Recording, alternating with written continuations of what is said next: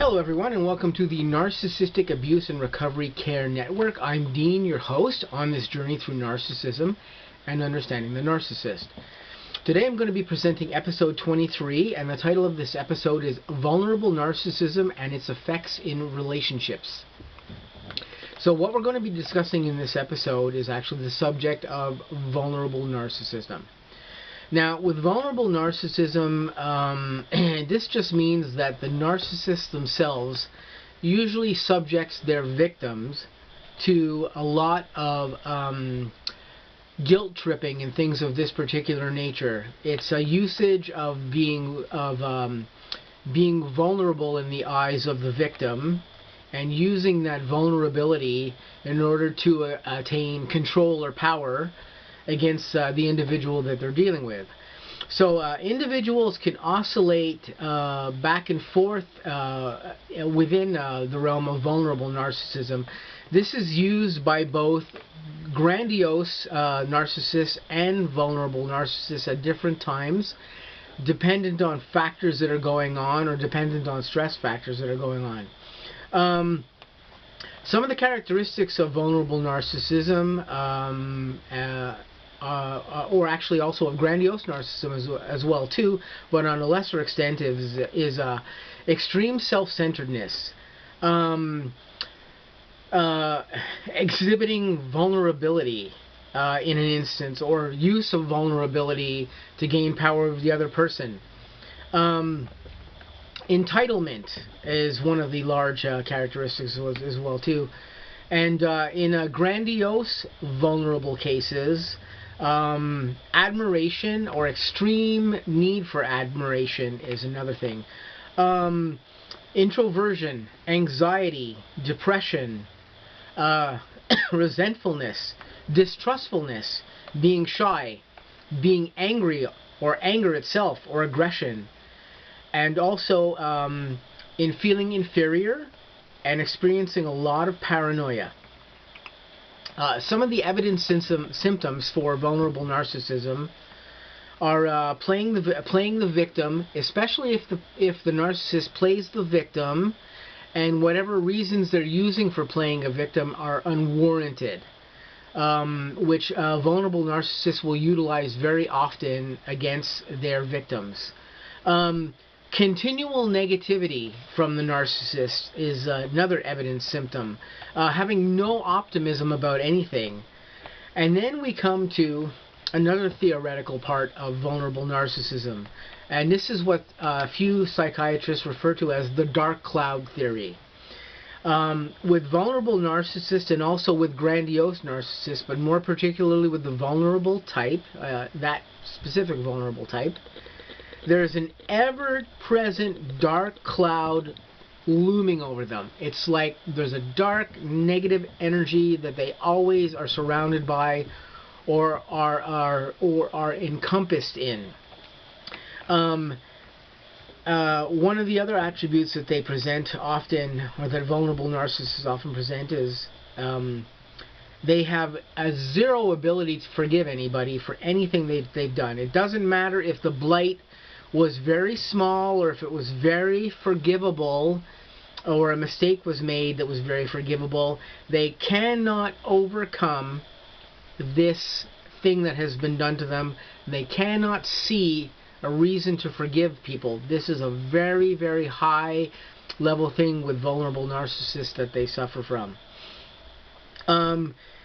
They also often put forth the ability to argue, or the need to argue with you very often in a non-productive way. You'll argue with them about something like this, but they will be arguing with you with no attempt to come to any resolution with anything. They're arguing with you just to get fuel off of you and to make their point to you, but they do not care about what your point is in an argument. They're easily triggered. They are extremely highly jealous people, especially vulnerable narcissists within relationships, within romantic relationships. They are extremely jealous, and I'm always looking for, or are always looking for, a way to pick on you if you have some link with somebody, a friend or a closer acquaintance or something, they're always looking for a reason to point to you some negative aspects of those particular things that are going on. Vulnerable narcissists also suffer from very poor listening skills and very poor comprehension in instances where they're dealing with you. Again, like I was just saying a minute ago, they have a real inbred disgust for connection with close friends or with anybody that may have any type of past romantic connection with you in any particular way. Ex-girlfriends, ex-boyfriends, anybody who was close to you. It can go for as far back as it being, you know, a love interest from high school, and they will have will always have a problem with this. This is a key elemental thing to look for in the vulnerable narcissist. Also, another thing that they do is they have or execute repeated failed attempts to reform themselves in any way. You can argue with them and they can say, oh, I'm going to try better next time, and I'm going to do this and I'm going to do that. But they fail at everything that they do. This is a common thing with narcissists in general as well too.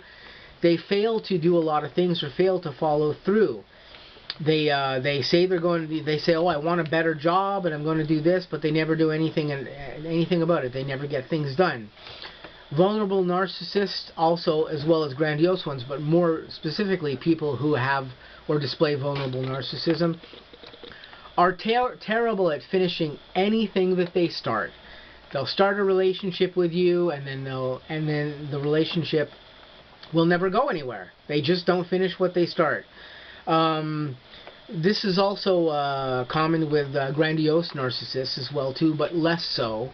Like this, grandiose narcissists are more doing this to the individuals or victims that they're dealing with out of the evaluation and devaluation phase, whereas vulnerable narcissists do this for a more specific reason, that they just don't like to follow through with things, and they don't complete tasks that they do or complete connections with people that they bring on, because they just are not good at following through with things. They don't finish anything that they start. And this is one of the other key elements of vulnerable narcissism. So these are a few of the things I wanted to talk to you guys quickly about that concern vulnerable narcissism within the confines of narcissistic disorder itself. These are some things to look out for if you possibly are dealing with a vulnerable narcissist.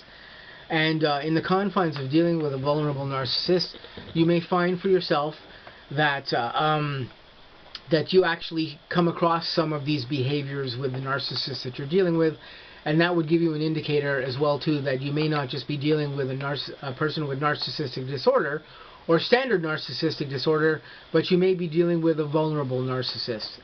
So if any of this helps you guys picking out what may be going on with your particular narcissist, again, my goal here is to make you guys aware of what to deal with. There are many different things to deal with within the confines of narcissistic disorder itself, and many different things to look out for. If you are not trained in this, you won't see those things, and you'll be literally out in the dark trying to figure out what's going on with your narcissist. So my goal here is to just make you guys as aware as I can of little things to look out for with different elements within narcissistic disorder, vulnerable narcissism being one of this. And if any of these things that I've expressed to you in this video are useful to you in picking out the type of narcissist that you're dealing with and aiding you in how to deal with them, all the better. My goal here is to help you guys on the N.A.R.C.N network in whatever way I can. And hopefully you get something out of this video that I presented today. So I'm going to let you guys go. I'm going to say stay tuned for some more videos coming up, including the episode of Who Let the Cat Out Part 4, the ongoing history of my most recent romantic connection with my narcissist that I had over the past 4 years. So stay tuned for that episode and some other ones coming up. Say have a good day and have a great weekend.